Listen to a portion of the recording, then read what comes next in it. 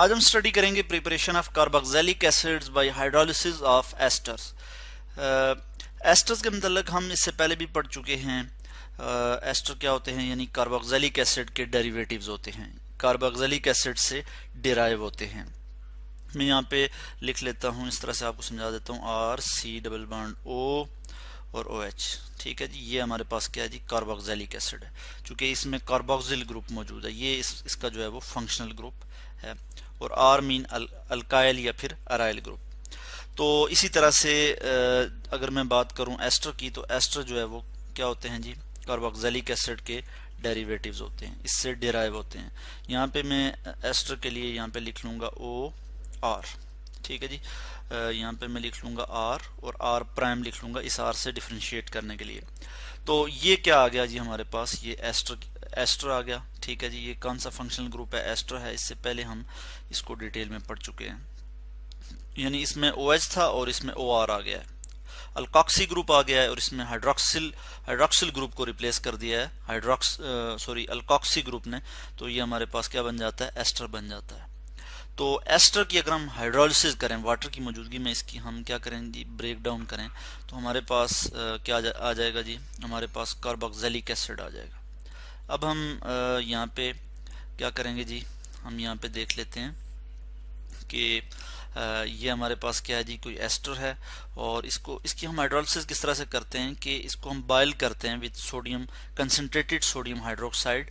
तो हमारे पास sodium salt बनता है कार्बोक्सिलिक एसिड का। तो यहाँ पे मैं इस तरह से जो है वो रिएक्शन लिख लेता हूँ, plus sodium hydroxide NaOH, sodium hydroxide. ठीक है, और हाइड्रोलिसिस मीन यानी वाटर की मौजूदगी में ब्रेक डाउन करते हैं, और इस केस में हम साथ बेस भी यूज कर रहे हैं, यानी बेस की मौजूदगी में जो है वो हम इसकी हाइड्रोलिसिस करेंगे। तो हमारे पास जो प्रोडक्ट आ जाएगी वो क्या आ जाएगी, कुछ इस तरह से आ जाएगी। मैं यहाँ पे जो है वो प्रोडक्ट लिख लूंगा, R C double bond O, और O पे जो है वो इस तरह से मैं जो है वो नेगेटिव चार्ज भी लिख लूंगा, ONA, और फिर साथ Na में यहाँ पे लिख लूंगा, यानी सोडियम साल्ट हमारे पास आ गया जी कार्बोक्सिलिक एसिड का। प्लस हमारे पास और क्या चीज़ आ जाएगी जी, R। ठीक है जी, मैं इसको R को यहाँ पे लिख लूंगा R, और फिर साथ हम यहाँ पे लिख लेंगे OH। ठीक है जी, अल्कोहल की भी जो है वो हमारे पास प्रिपरेशन हो जाएगी, अल्कोहल भी हमारे पास आ जाएगा, और ये जो है वाटर की मौजूदगी में ये रिएक्शन होगा।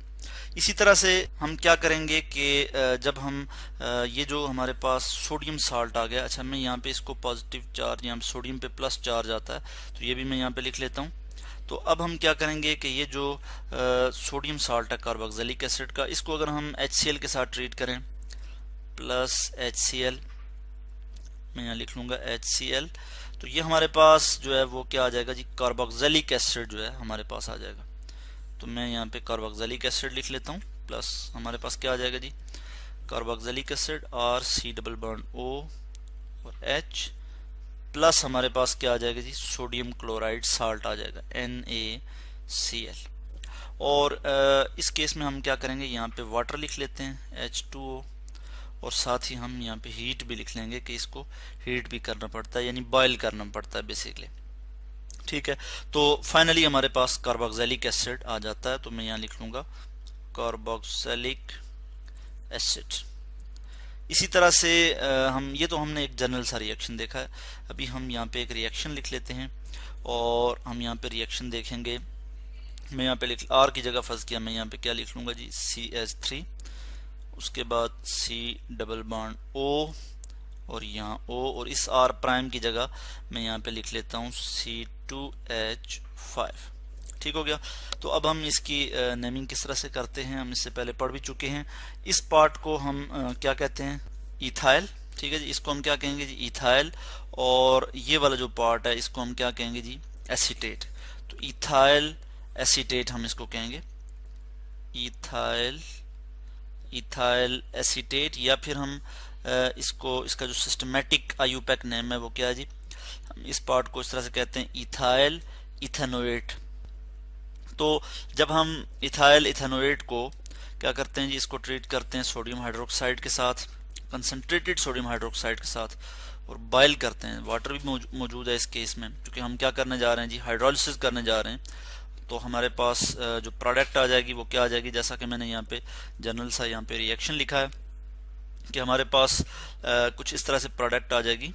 मैं यहाँ पे इस चीज़ को भी कॉपी कर लेता हूँ और यहाँ पे मैं लिख लूँगा कि हमारे पास प्रोडक्ट क्या आ जाएगी जी, R की जगह मैं CH3 लिख लूँगा, CH3 C double bond ONA।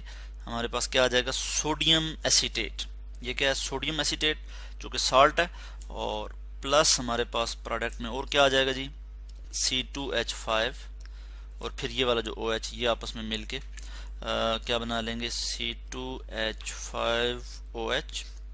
ये हमारे पास जो है वो इथेनॉल की फॉर्मेशन हो जाएगी। ठीक हो गया।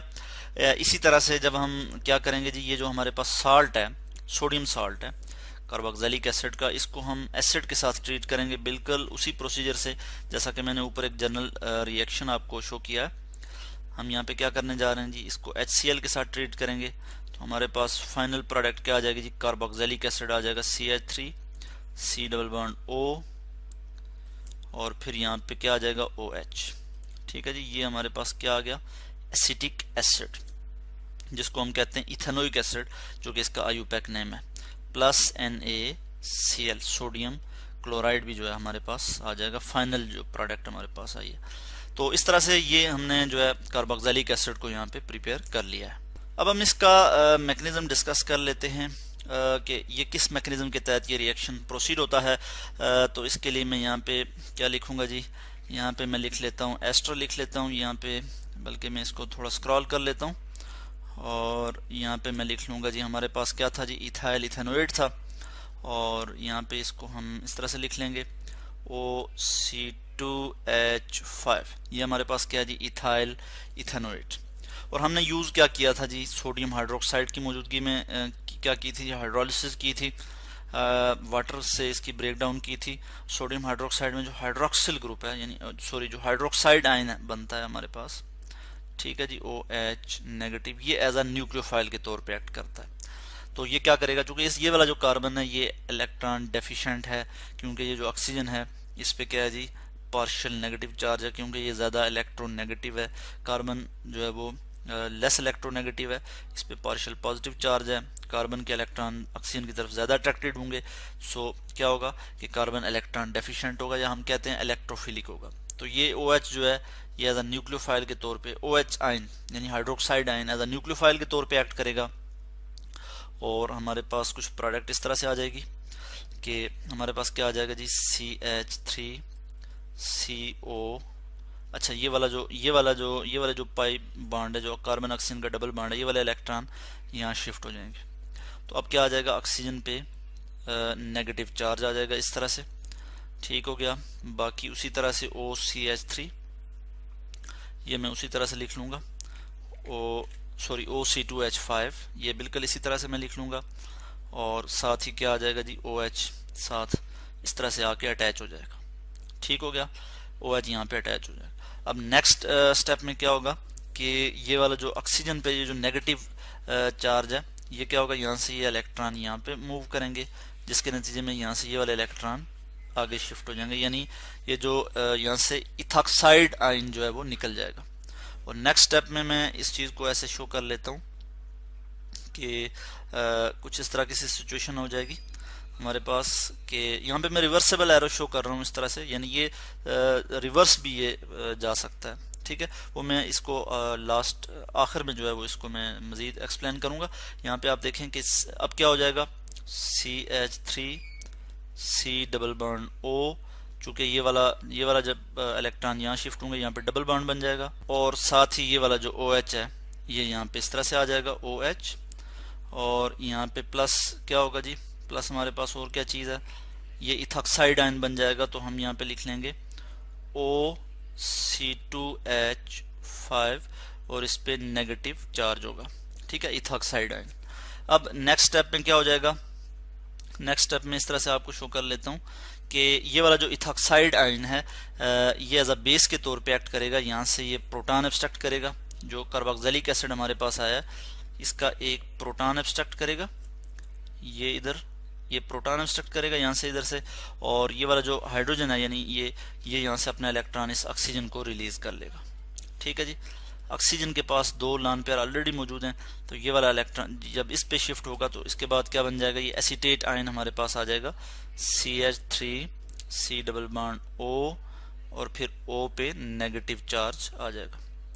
ठीक हो गया, यहाँ पे मैं इस पे नेगेटिव चार्ज लिख लेता हूँ।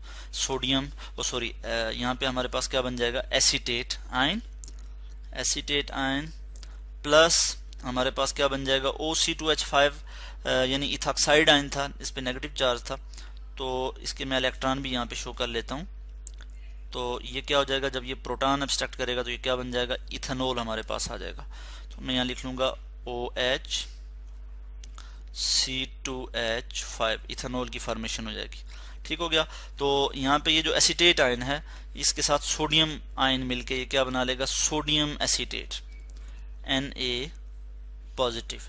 चूंकि जो OH था इसके साथ सोडियम आयन भी मौजूद था, यानी NaOH था बेसिकली, जो कि हमने रिएक्शन के शुरू में यूज किया था। तो ये हमारे पास आ गया सोडियम एसीटेट। तो सोडियम एसीटेट यानी जो साल्ट है कार्बोक्सिलिक एसिड का, ये फिर HCl के साथ जब कंबाइन करेगा तो ये क्या बना लेगा जी, प्लस HCl, यहाँ पे मैं लिख लूंगा प्लस HCl। तो ये हमारे पास फाइनल प्रोडक्ट क्या आ जाएगी, हमारे पास फाइनल प्रोडक्ट एसिटिक एसिड की फॉर्मेशन हो जाएगी, CH3C, जैसा कि मैंने ऊपर भी आपको बताया, CH3COOH, इस पर से नेगेटिव चार्ज खत्म हो जाएगा। ठीक हो गया, और यहाँ पे मैं इस तरह से बॉन्ड शो कर लूंगा, यहाँ पे 2 लॉन पेयर हैं, plus NaCl, sodium chloride salt आ जाएगा। ठीक है, तो यहाँ पे क्या होगा कि ये वाला जो ऑक्सीजन है ये यहाँ से प्रोटॉन बेसिकली एब्स्ट्रैक्ट करेगा, क्लोराइड आयन निकलेगा। ठीक है, और फिर क्लोरीन और सोडियम मिलके NaCl बना लेंगे इस तरह से। ठीक है, तो ये चीज़ इसमें इसके मैकेनिज्म में जो है वो आती है। तो इस तरह से ये वाला जो प्रोसेस है ये रिवर्स होगा अगर, तो हमारे पास दोबारा से एस्टर की फॉर्मेशन हो जाएगी। तो इस तरह से आज हमने स्टडी किया कि preparation of carboxylic acid by hydrolysis of esters.